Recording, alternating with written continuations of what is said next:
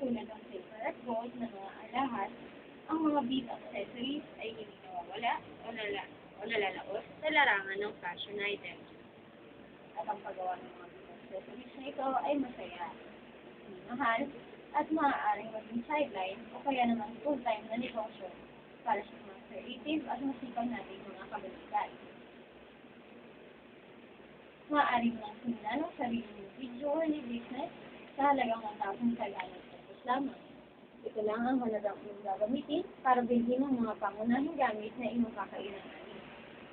Isang 2-in-1 pliers o isang long nose, at ang ilang balot ng mga beads at stones para makagawa ng isang pair ng hikaw. Gagastos ka lamang ng mga 60 pesos.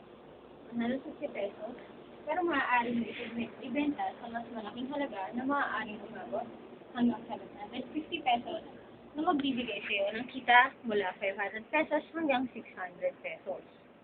Samantala, aabot ng 270 pesos ang paggawa ng isang bead necklace na maaari mong ibenta at kikita ka ng 750 pesos hanggang 900